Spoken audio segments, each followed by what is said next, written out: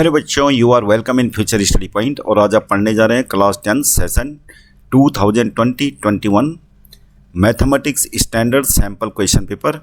तो इसमें section B और सेक्शन सी हम करा चुके हैं। तो आज हम स्टडी करेंगे सेक्शन डी, जिसमें 5 मार्क्स के क्वेश्चंस हैं। तो आइए सोल्व करते हैं उनको। Question number 34। लेकिन बच्चों, ये स्टडी करने से पहले चैनल को सब्सक्राइब कीजिएगा, लाइक कीजिएगा, क्योंकि ऐसे क्वेश्चन हम डालते रहेंगे।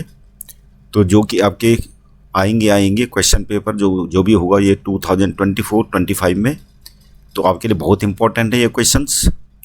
तो चैनल को सब्सक्राइब कर दो ताकि आपको नोटिफिकेशन मिलती रहे। तो क्वेश्चन नंबर 34 है, the 2 palm trees are of equal heights and are standing opposite each other on either side of the river which is 80 meter wide. From a point O between them on the river, the angles of elevation of the top of the trees are 60 degree and 30 degree respectively. और हमें find out करनी है height of trees and distances of the point O from trees. तो हमें जो दे रखा है actually में, हमें एक रिवर के किनारे 2 ट्रीज हैं जिनकी हाइट क्या है, इक्वल है। ये पाम ट्रीज हैं, इनकी हाइट इक्वल है। और ये रिवर की विड्थ हमें दे रखी है 80 मीटर। और यहाँ पर रिवर के बीच में कोई पॉइंट ओ है, ये बता रहा है। और एक पाम ट्री की जो एंगल ऑफ एलिवेशन इस पॉइंट से क्या है, 60 डिग्री। और दूसरे पाम ट्री की उसके टॉप की एंगल ऑफ एलिवेशन कितनी है, 30 डिग्री। तो ये चीज़ें हमें दे रखी हैं। अब मान लेते हैं हम इसको ए बी और ओ यहाँ पर बीच में हो गया, और इसको मान लेते हैं सी और डी। तो यहाँ पर इसकी हाइट को मान लेते हैं एच, और यहाँ पर बी ओ को मान लेते हैं हम एक्स। तो यहाँ पर फिगर में, इन फिगर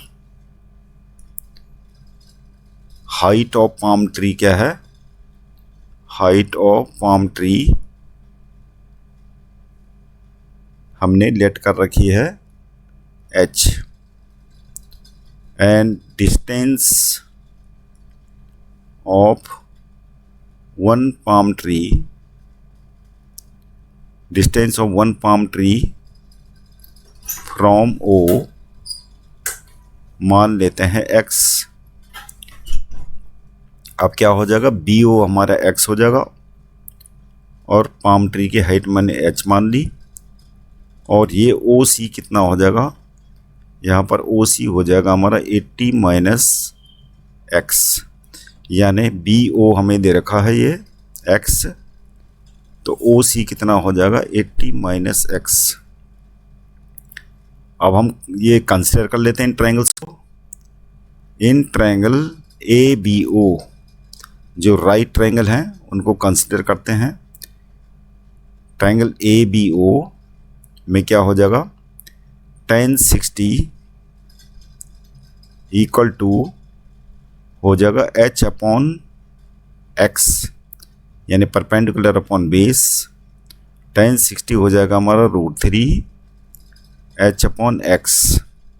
x को इस तरफ ले आते हैं, x √3 इक्वल टू h। इसको इक्वेशन नंबर 1 नाम दे देते हैं। और अब इन ट्रायंगल ODC, तो ट्रायंगल ODC में क्या हो जाएगा, tan 30 इक्वल टू हो जाएगा, ये भी क्या होगा, हाइट h होगी, क्योंकि दोनों सेम हाइट के हैं। तो h अपॉन क्या हो जाएगा 80 माइनस एक्स। बाकी फिगर में आपने सब कुछ लिख दिया है, तो एक्स्ट्रा कुछ लिखने की ज़रूरत नहीं, सीधे आप स्ट्रेट वे लिख सकते हैं। tan 30 equal to h upon 80 minus x. अब tan 30 इक्वल टू क्या हो गया, 1 upon √3 h upon 80 minus x. अब 80 माइनस एक्स को इधर ले आइए, तो ये हो जाएगा h √3, और यहाँ पर खाली h को रख लेते हैं, तो ये 80 माइनस एक्स अपॉन √3 हो जाएगा। इसको इक्वेशन नंबर 2 लिख लेते हैं। अब इक्वेशन नंबर 1 और इक्वेशन नंबर 2 में RHS दोनों का इक्वल है, तो LHS भी क्या हो जाएगा, तो हम लिख लेते हैं यहाँ पे from first and second equation. तो from first and second equation क्या हो जाएगा, x√3 इक्वल टू हो जाएगा 80 माइनस एक्स अपॉन √3। अब इधर x√3 के साथ √3 मल्टीप्लाई हो जाएगा तो कितना हो जाएगा 3x equal to 80 minus x, और माइनस एक्स इधर आके 3x के साथ ऐड हो जाएगा तो क्या हो जाएगा 4x इक्वल टू 80, और x अकेला रख के यहाँ 4 से 80 को डिवाइड करके कितना हो जाएगा 20। तो x इक्वल टू तो आ गया 20, यानी एक पाम ट्री की डिस्टेंस आ गई ओ पॉइंट से 20 मीटर। तो ये आप लिख सकते हैं।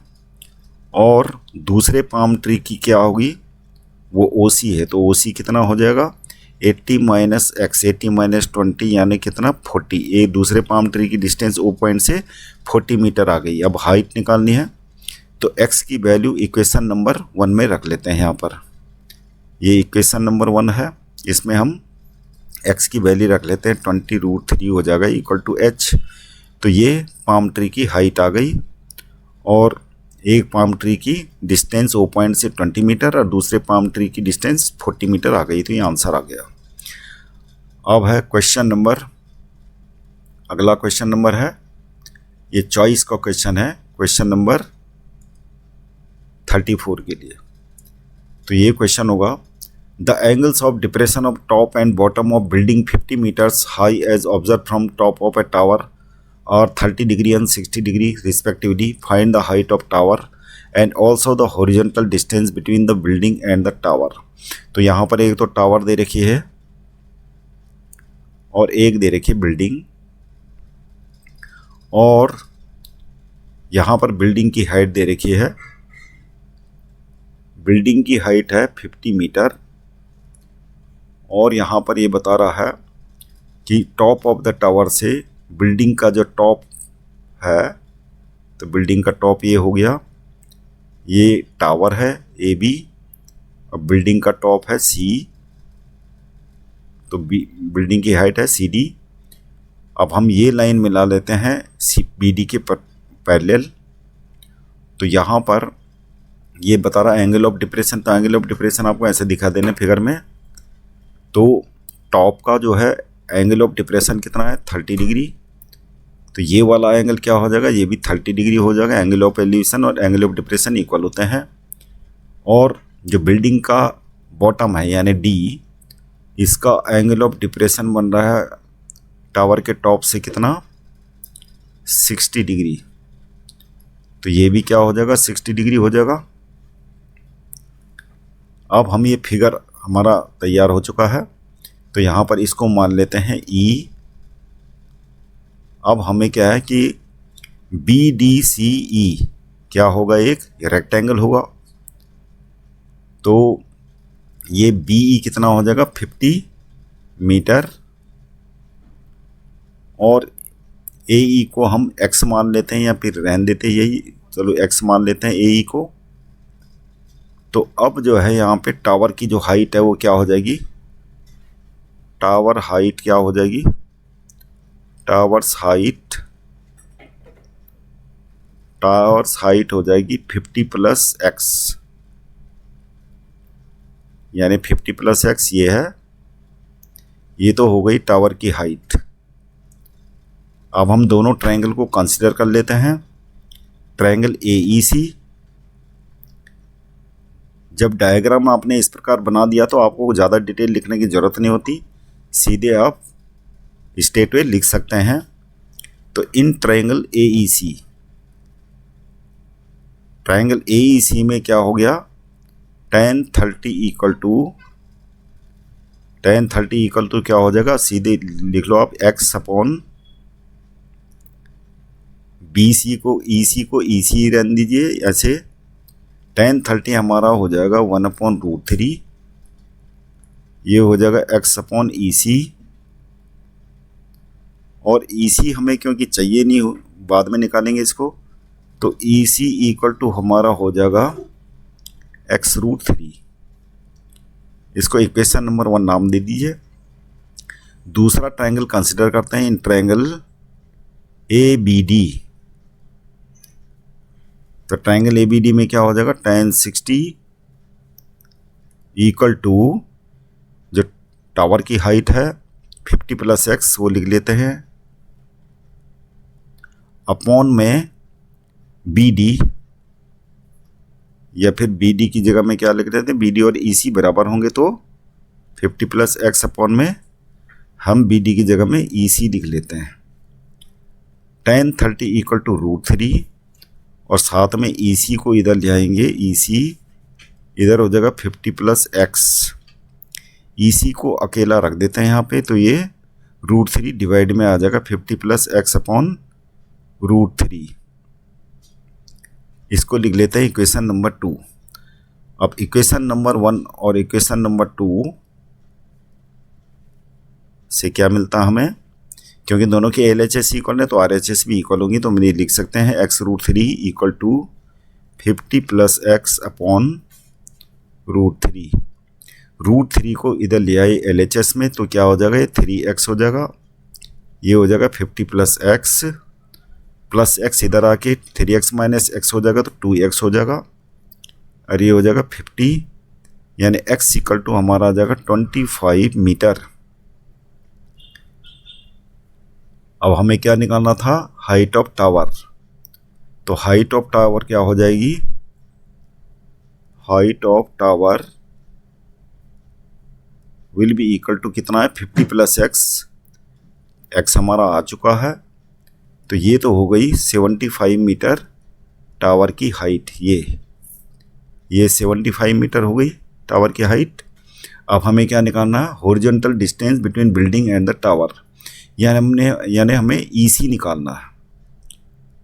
तो EC कितना हो जाएगा, EC है हमारा x√3, यानी x की वैल्यू हम इक्वेशन नंबर 1 में रख लेंगे, तो क्या हो जाएगा, x हमारा कितना है 25 और √3 ये हो गया, तो ये हॉरिजॉन्टल डिस्टेंस होगी बिटवीन टावर एंड बिल्डिंग, तो ये हमारे आंसर आ गए। अब है क्वेश्चन नंबर 35। क्वेश्चन नंबर 35 है, water is flowing through a cylindrical pipe of internal diameter 2 centimetre into a cylindrical tank of base radius 40 centimetre at the rate of 0.7 metre per second, by how much will the water rise in the tank in half an hour. इस type का question last year के बहुत सारे question papers में हमने देखा है, तो इस टाइप का कोई ना कोई क्वेश्चन आपके क्वेश्चन पेपर में आ सकता है, बहुत ही इम्पोर्टेंट है। तो दोबारा आपको रिमाइंड कर रहा हूँ, चैनल को सब्सक्राइब कीजिएगा ताकि आपको इस टाइप के क्वेश्चंस मिलते रहें, ताकि आपको नोटिफिकेशन मिलते रहे। तो क्वेश्चन है, water is flowing through a cylindrical pipe of internal diameter, तो ये क्या है, एक पाइप है और सिलिंड्रिकल पाइप है, इसका डायमीटर कितना है, डायमीटर दे रखा हमें कितना, डायमीटर दे रखा है 2 सेंटीमीटर्स, तो रेडियस कितनी हो जाएगी 1 सेंटीमीटर की रेडियस चाहिए होगी हमें। और एक सिलिंड्रिकल टैंक है जिसमें इसके थ्रू पानी जा रहा है, तो ये सिलिंड्रिकल टैंक हो गया। सिलिंड्रिकल टैंक की हमें रेडियस दे रखी है 40 सेंटीमीटर और पानी का फ्लो कितना है इसमें 0.7 मीटर पर सेकेंड की स्पीड से वाटर फ्लो हो रहा पाइप में। और हमें क्या निकालना है, by how much will the water rise in the tank in half an our, यानी इस पाइप को अगर चलाते रहें, इसमें पानी आता रहे, तो हाफ एन आवर में कितना पानी राइज होगा, तो यानी हमें ये निकालना है कि मान लीजिए सपोज करो यहाँ पर पानी राइज होता है कितना, h हाइट तक राइज होता है हाफ एन आवर में, तो हमें क्या निकालना पड़ेगा, हमें ये निकालना पड़ेगा पहले कि पाइप में 0.7 मीटर पर सेकेंड की स्पीड से चल रहा है, तो हाफ एन आवर में ये कितना पानी इसमें जाएगा। तो हम ये निकालते हैं, इसमें सबसे पहले हमें निकालना पड़ेगा 1 सेकेंड में कितना वाटर फ्लो हो रहा, तो लिखेंगे water flow in the pipe,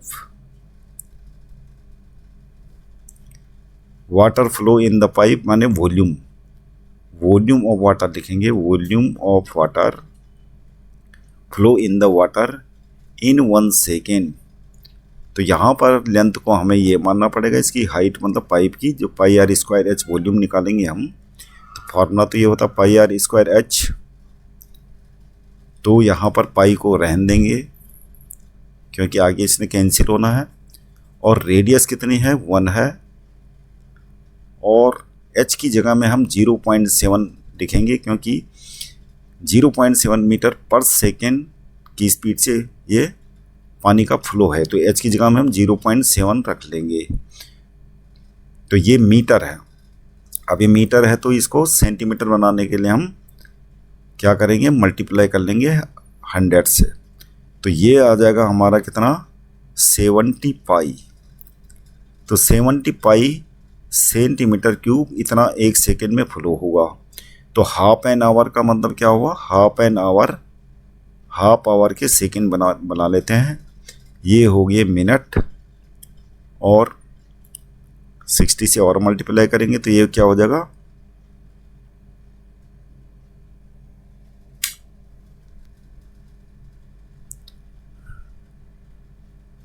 तो ये हो जाएगा हमारा 1800 second.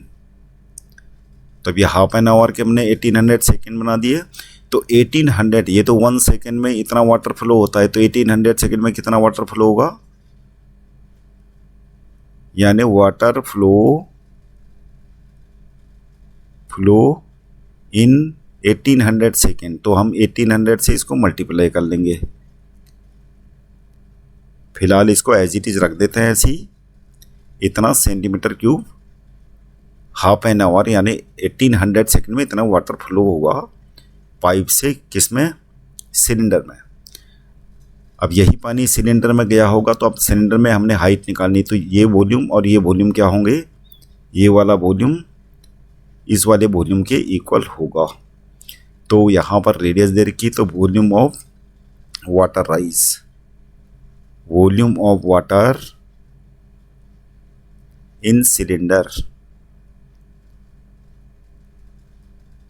In half an our लिख लो, या 1800 सेकेंड में कितना होगा, एच हमें निकालना है। और पाई आर स्क्वायर, आर की जगह में क्या रख लेंगे, पाई आर स्क्वायर एच, मतलब वही फॉर्मूला लगेगा। तो पाई का मतलब या आर का मतलब सिलेंडर की रेडियस है, 40 × 40, और ये हो जाएगा एच। अब ये चीज़ और ये चीज़ क्या है, एक ही है, क्योंकि यही वाटर गया है सिलेंडर के अंदर, और कितना वाटर राइज हुआ, एच। तो दोनों को इक्वल लिख लेते हैं, पाई × 40 × एच इक्वल टू हो जाएगा 1800 × 70 पाई। तो यहाँ पर पाई से पाई तो पहले कैंसिल हो गया, एच अकेला रख लेते हैं, 1800 × 70 अपॉन में हो जाएगा 40 × 40। अब ये कैंसिल कर लेते हैं जीरोज़ को। अब ये 2 × 2 = 4, और ये हो जाएगा 90। अब ये काट लेते हैं इसको, ये हो जाएगा 90, सॉरी 45। अब 45 को मल्टीप्लाई कर लेते हैं 7 से, 7 × 5 = 35 के 5 हासिल 3, 7 × 28 = 3 31 बटे में 4, 4 से काट लेते हैं इसको, 4 × 7 = 28, 3 4 × 8 = 32, और 4 × 5, ये क्या आ गया आंसर, 78.5 सेंटीमीटर राइज हुआ। यहाँ पर इतना पानी राइज करेगा सिलेंडर में हाफ एन आवर में, ये आंसर आ गया। अब करते हैं क्वेश्चन नंबर 36। क्वेश्चन थोड़ा लेंथी है ये। A motorboat covers a distance of 16 km upstream and 24 km downstream in 6 hours. In the same time, it covers a distance of 12 cm upstream and 36 km downstream. Find the speed of the boat in still water and that of steam. तो हमें क्या निकालना है, speed of boat in still water. तो late कर लेते हैं यहाँ पे, let the speed of boat in still water.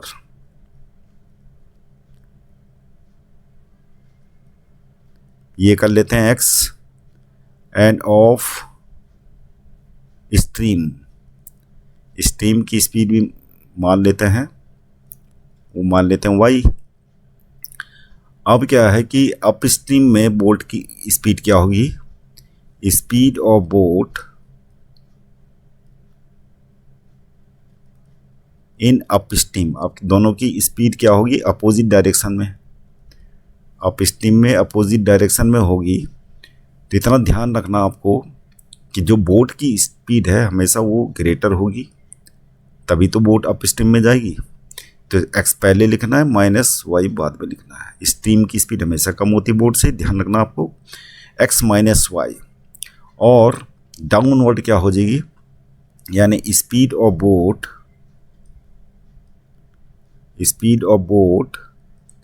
In downward direction. तो डाउनवर्ड